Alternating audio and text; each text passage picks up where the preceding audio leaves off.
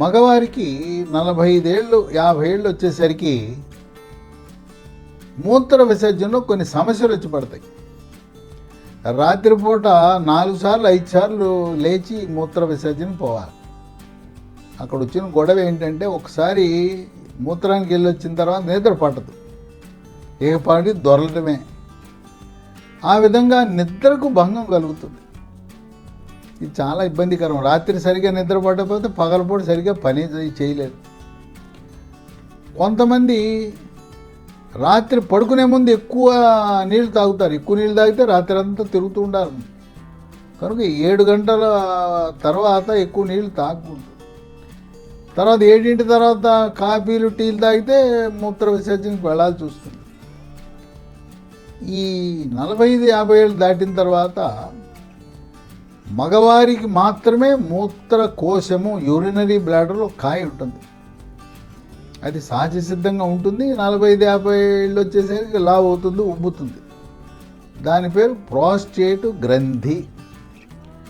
ఈ ప్రాస్టేట్ గ్రంథి పెరిగినప్పుడు మనం మామూలుగా ఫోర్స్గా రావాలి, దార రాదు. చుక్కలుగా పడతా ఉంటుంది. ఎక్కువసేపు సమయం కేటాయించవలసి వస్తుంది. ఇంకోటి, మూత్ర విసర్జన చేసేటప్పుడు విపరీతమైన మంట, చురుకు. తర్వాత మూత్ర విసర్జన కోరిక కలగగానే గబగబ పరిగెత్తుకుంటూ వెళ్ళి టాయిలెట్లో పోయాలి, లేదా మధ్యలోనే డ్రాయర్లోకి లీకు, ప్యాంట్లోకి లీకు. అంటే లీక్ అవుతుంటుంది, అర్జెంటుగా వెళ్ళిపోవాలి. ఇక అక్కడ వెళ్ళాడు, అక్కడ ఎవడో లోపల ఉన్నాడు, కొట్టినా తెరవటం లేదు. ఇక అప్పుడు ఏం చేస్తారంటే పక్కన ఎక్కడో చోట పోసేస్తారు. ఇంకోటి ఏంటి, కోరిక కలుగుతుంది, వెళ్తాడు. వెళ్ళిన తర్వాత అక్కడ నిలబడితే రాదు దార, ఇంకా నిలబడి ఉంటాడు, రావట్లేదు. అంటే ఓపిక నిలబడితే కానీ దార మొదలవదు. కాసేపు ఓపిక పడితే ఇంకా రాలేదు కానీ ముక్కడం మొదలు పెడితే అసలే రాదు. ఈ విధంగా ఈ లక్షణాలన్నీ కలిగి కొంతమందికి అయితే మూత్ర విసర్జన సరిగా జరక్క ఒళ్ళు నొప్పులు, జ్వరము, పొట్టలో నొప్పి ఇవన్నీ వస్తుంటాయి. ఈ ప్రాస్టేట్ గ్రంథి పెరగటం అనేది ఏం జబ్బు కాదు. వయస్సు పెరగటం వల్ల వచ్చే సహజ సిద్ధమైన మార్పే. మనకి ఎట్లా వెంట్రుకలు తెల్లగవుతాయో, కంట్లో సుక్కలం ఎట్లా వస్తుందో, ఇది కూడా అంతే, వయసుని బట్టి వచ్చిందే. స్త్రీలకు మాత్రం ప్రాస్టేట్ అనే గ్రంథి ఉంటుంది, ఇది మగవారికి మాత్రమే ఉంటుంది. ఇది సైజు పెరిగి ఇన్ని రకాల ఇబ్బందులు పెడుతూ ఉంటుంది. దీంట్లో ఇంకో గొడవ ఏంటంటే దీంట్లో క్యాన్సర్ కూడా రావచ్చు.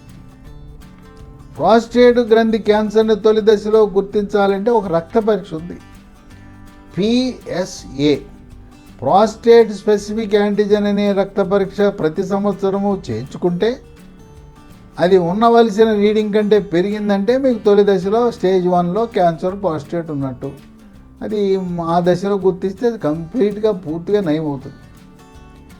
ఇక్కడ కొన్ని హాస్పిటల్కి వెళ్ళినప్పుడు master health checkup, executive health checkup అంటారు. వాళ్ళు చూస్తే దాంట్లో PSA ఉండదు. ఆ PSA లేకపోతే అడిగి చేయించుకోండి, అడగండి. దాంట్లో మీ checkup, master health checkup, executive health చెకప్లో PSA పరీక్ష ఉందా లేదా అడిగి, లేదంటే దానికి అదనంగా డబ్బులు కట్టి చేయించుకోవాల్సిన అవసరం ఉంది. పొట్టకి అల్ట్రాసౌండ్ స్కానింగ్ పరీక్ష చేస్తే ఈ సైజు పెరిగినట్టు మనం గుర్తించవచ్చు. సైజు పెరిగింది, ఎంత పెరిగింది అని కూడా మనకు మెజర్మెంట్ ఇస్తారు. ప్రాస్టేట్ సైజు పెరిగిన తర్వాత ఆ స్కానింగ్ చేసే డాక్టరు మనం వెళ్ళి మూత్ర విసర్జన చేసి రమ్మంటాడు. మూత్ర విసర్జన చేసిన తర్వాత మన బ్లాడర్, యూరినరీ బ్లాడర్, మూత్రాశయంలో అసలు యూరిన్ ఉండకూడదు, మూత్రం ఉండకూడదు. కానీ ప్రాస్టేట్ పెరగటం వల్ల కొంత ఉండిపోతుంది, 50, 100, 200 ml ఉంటుంది. దీన్ని వైద్య పరిభాషలో PVU అంటారు, పోస్ట్ వాయిడ్ యూరిన్ అంటారు. ఇది ఎంత ఎక్కువ ఉంటే అంత ప్రాస్టేట్ గ్రంథి సమస్యాత్మకము అని అర్థమవుతుంది. కనుక కేవలం ప్రాస్టేట్ గ్రంథి సైజు ఇవ్వటమే కాకుండా PVU అనేది కూడా ఇవ్వాల్సిన అవసరం ఉంది. ఈ ప్రాస్టేట్ పెరిగిన వాళ్ళందరికీ ఆపరేషన్లు అవసరంలా. ఇంతకుముందు పొట్టకోసే ప్రాస్టేట్ గ్రంథి ఆపరేషన్ చేసేవారు. తదుపరి కొన్ని నూతన విధానాలు వచ్చినాయి.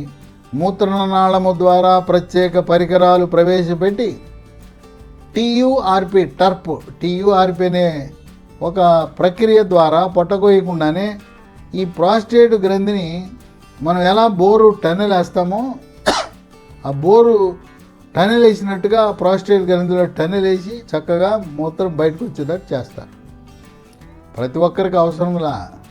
కొంతమంది ప్రాస్టేట్ ఉందనగానే రా ఆపరేషన్ చేస్తానంటారు. అసలు అవసరంలా. 100లో ఒకరికో ఇద్దరికో ఆపరేషన్ అవసరం. ఏదో హాస్పిటల్ ఉందో హాస్పిటల్ లాభం కోసం, డాక్టర్ లాభం కోసం ఆపరేషన్ అంటాడు.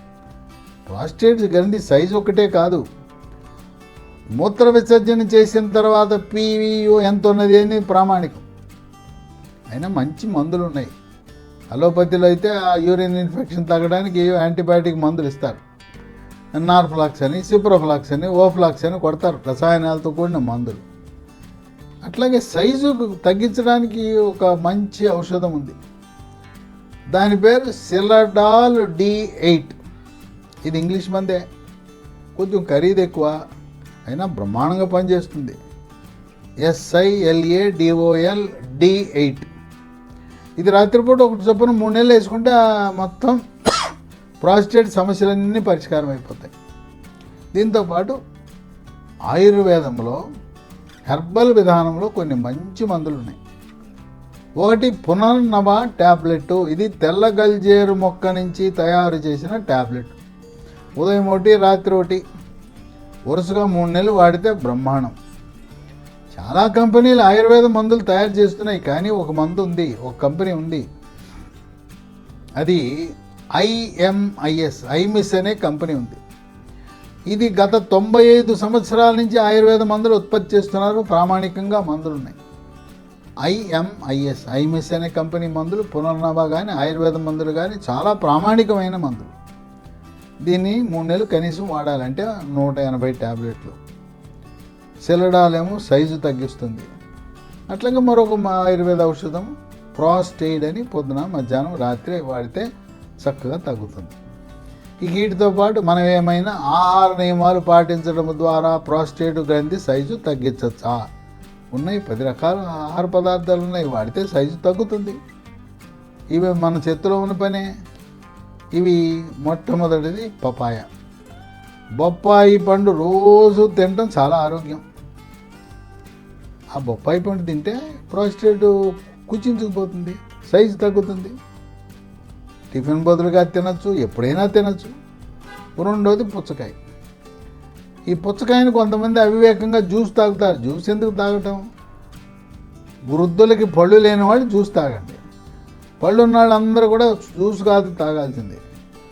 ఆ పుచ్చకాయ ఎర్రకండతో పాటు దాని లోపల ఉండే నల్ల గింజలు కూడా నవిలిచేయండి. ఆ ఎర్రకండ కంటే నల్ల గింజల్లో అనేకమైన ఔషధ ప్రయోజనాలు ఉన్నాయి. ఈ ఎర్రకండ కింద తెల్లకండ ఉంటుంది, అది అంగుళం ఉంటుంది, అది బారేస్తుంటారు. దాంట్లో కూడా పోషక విలువలు ఉన్నాయి, విటమిన్లు ఉన్నాయి, ఖనిజ లవణాలు ఉన్నాయి. కనుక తప్పును సవరించుకోండి. నల్ల గింజలు తినండి, ఆ ఎర్రకండ కింద ఉండే తెల్లకండను కూడా తినండి. పుచ్చకాయ ఎప్పుడు లభించినా అది ఎంత చక్కగా ఈ ప్రాస్టేట్ గ్రంథి సైజును తగ్గించేస్తుంది. 3 సిట్రస్ జాతి పండ్లు, కమలా పండు, బత్తాయి, పంపరమనస, నారింజ, నిమ్మ, వీటన్నిటిలో అక్కడ ఉండే ప్రభావం ఏంటంటే వాటి ప్రభావం వల్ల ప్రాస్టేట్ సైజు కుచించుకుపోతుంది.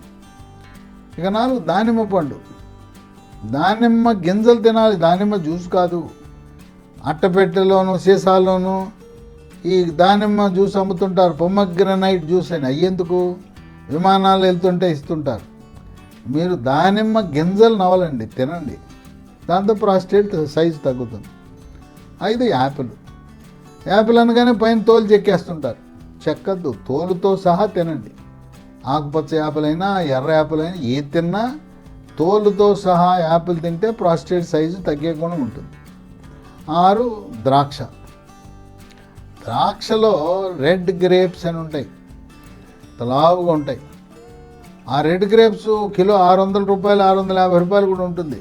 పోతే డబ్బులు పోయినా కానీ ఆ రెడ్ గ్రేప్స్లో ఉండే ఆరోగ్య ప్రయోజనాలు ఇంక ఇదేంటో ఉండవు. నల్ల దాంట్లో ఉండవు, లేకపోతే ఆకుపచ్చ రంగులో ఉండే ద్రాక్షలో కూడా ఉండవు. ఖరీదు ఎక్కువైనా ఆ రెడ్ గ్రేప్స్ తినాలి. అవి తింటే ప్రాస్టేట్ గ్రంథి సైజు తగ్గుతుంది. 7 పైనాపిల్, అనాస. ఈ పైనాపిల్ ఇంటికి తెచ్చుకుని కోసుకుని ఇదంతా ఎవడు చేస్తాడని కొనరు. అదంతా చాకిరీ చేయాలి, చెక్కాలి ఇవన్నీ. ఎందుకు వాళ్ళ మార్కెట్లో చక్కగా మీకోసం వాళ్ళకి తెలుసు, మా సూపర్ మార్కెట్ వాళ్ళకి ఓపిక లేదు, ఈ పైనాపిల్ని తీసి ఆ పైన ఉన్న తోళ్ళు తొక్క ఇవన్నీ తీసే ఓపిక ఉండదు అనేసి వాళ్ళే కోసి ప్యాకెట్లో పెట్టి అమ్ముతున్నారు. చక్కగా తీసుకెళ్ళండి, సూపర్ మార్కెట్కి వెళ్ళి అడగండి, పైనాపిల్ మాకు ముక్కలు కావాలంటే ముక్కలు కోసి అమ్ముతారు, అవి తీసుకెళ్ళి తినండి. ఇక 8 టమోటాలు, ఎర్ర టమోటాలు అవి తినేసేయచ్చు. లేదు టిఫిన్తో పాటు మధ్యాహ్న భోజనం రాత్రి భోజనంతో పాటు టమోటా తినాలి. దానివల్ల కూడా టమాటా తింటే సైజు తగ్గుతుంది, ప్రాస్టేట్ సైజు. ఇక 9 అవకాడో పండు అని ఉంది. ఇది చాలామందికి తెలియదు, గ్రామీణ వాసులు, పట్టణం వాళ్ళు కూడా తెలియదు. ఇది ఆకుపచ్చ రంగులో ఉంటుంది. ఈ అవకాడో పండు చాలా ఖరీదు ఎక్కువ, ఒకటి 100 రూపాయలు ఉంటుంది. ఈ అవకాడో పండు ఆకుపచ్చగా ఉంటుంది, మనం తెచ్చుకుని ఇంట్లో పెట్టుకుంటే నల్లగా మారిపోతుంది. ఆకుపచ్చ అవకాడో పండు నల్లగా అయిందంటే పండింది అని లెక్క. దాన్ని కోస్తే లోపల ఒక గింజ ఉంటుంది, గింజ తీసేయండి. లోపల ఉండే కండ ఎలా ఉంటుందంటే అది అది వెన్నపండు అంటారు, వెన్నపూసలా ఉంటుంది. అందుకని దీన్ని బటర్ ఫ్రూట్ అంటారు, వెన్నపండు అని కూడా అంటారు. వెన్నపూస ఎలా ఉంటుందో అలా ఉంటుంది లోపల కండ, బాగా రుచికరంగానే ఉంటుంది. కాకపోతే జనసామాన్యులు కొనుక్కోలేరు, 100 రూపాయలు ఒకటి. ఈ అవకాడో మీరు కొనుక్కుని తెచ్చుకోగలిగి తింటే ప్రాస్టేట్ సైజుని తగ్గిస్తుంది. ఇక 10వ ఆహార పదార్థం పండు బెర్రీలు. బెర్రీలో ఏ రకం బెర్రీ దొరికినా కొనండి. ఈ బెర్రీలన్నీ పట్టణవాసులకే అందుబాటులో ఉంటాయి, పల్లెటూళ్ళలో దొరకవు. బెర్రీలో స్ట్రాబెర్రీ ఉంది, ఎర్రగా ఉంటాయి. రాస్బెర్రీ ఉంది, క్రేన్ బెర్రీ ఉంది, బ్లూబెర్రీ ఉంది. ఇలా ఏ రకమైన బెర్రీ ఉన్నా కూడా నల్లగా నేరేడు పండులా ఉంటుంది ఒక బెర్రీ, దాన్ని బ్లాక్ బెర్రీ అంటారు. ఆ బ్లాక్ బెర్రీని చూస్తే ఇది నేరేడు పండా అని అనుమానం వస్తుంది. ఈ బెర్రీలు పాశ్చాత్య దేశం అమెరికాలో ఎక్కువ వాడుతుంటారు. ఇక్కడ కూడా సూపర్ మార్కెట్లో పట్టణవాసులు వాడుతుంటారు, కానీ పల్లెటూరు వాళ్ళకి గ్రామీణ వాసులకి ఇది తెలియదు. కనుక ప్రాస్టేట్ సమస్య అనేది జబ్బు కాదు, వయసును బట్టి వచ్చే సమస్యే. దాన్ని సకాలంలో మనము పరిష్కరించుకోవాల్సిన అవసరం ఉంది. నేను చెప్పిన మందులు, ఆ మందులు కూడా ఈ పునర్నవ, అలాగే సెలడాల్ D8, ప్రాస్టేట్ లాంటి మందులు కావాలంటే ఒక నంబర్ ఇస్తాను, వాళ్ళకి ఫోన్ చేస్తే మీకు కొరియర్ ద్వారా ఇంటికి పంపుతారు. 9502897374 9502897374. కనుక మందులతో పాటు ఆహార నియమాలు మాత్రం మానద్దు. మందుల కంటే ఇవే ముఖ్యం. ఈ 10 ఉండే, ఎన్ని దొరికితేనే వాడుతూ ఉండండి. ఆ విధంగా 100లో ఒక్కరిద్దరు మాత్రమే ప్రాస్టేట్కి ఆపరేషన్ అవసరము. మిగతా వాళ్ళు ఈ వైద్య విధానాలు ప్రకృతిని నమ్ముకుని పండ్లు తింటేను, ఆ ట్యాబ్లెట్లు వాడితే చక్కగా ముడుచుకుపోతుంది. అత్తిపత్తి తెలుసు కదా, టచ్ మీ నాట్ మొక్క, దాన్ని అట్లా అంటుకుంటే ఆకులు ముడిచిపోతాయి. ఈ మందులు వాడితే ఇది కూడా అలా ష్రింక్ అయిపోతుంది. అందువల్ల ప్రాస్టేట్ గ్రంథి పెరిగితే భయపడద్దు, ఆందోళన చెందద్దు. ఎవరైనా ఆపరేషన్ అంటే ఇది ఎవరు యూరాలజిస్టులు చేయాలి. ఇంకొక మంచి యూరాలజిస్ట్ దగ్గరికి వెళ్ళండి, ఆయన ఆపరేషన్ అంటున్నాడు, నిజంగా అవసరమా? లేదు, నేను చెప్పిన మందులు వాడేయండి, ఆహార పదార్థాలు వాడేయండి, ఏదైనా ఉంటే నన్ను సంప్రదించండి. నేను కొన్ని వేల మందికి ప్రాస్టేట్ సమస్య పరిష్కారానికి సహాయపడ్డాను. ఏదేమైనా మీరు మాత్రం PSA 45 ఏళ్ళు దాటిన ప్రతి ఒక్కరూ సంవత్సరానికి ఒకటి చేయించుకోండి. క్యాన్సర్ని, ప్రాస్టేట్ గ్రంథి క్యాన్సర్ని తొలి దశలో గుర్తించాలి. గుర్తిస్తే దేవుడు మనకి ఎంత ఆయుష్ ఇచ్చాడో అంతకాలం బతుకుతాం.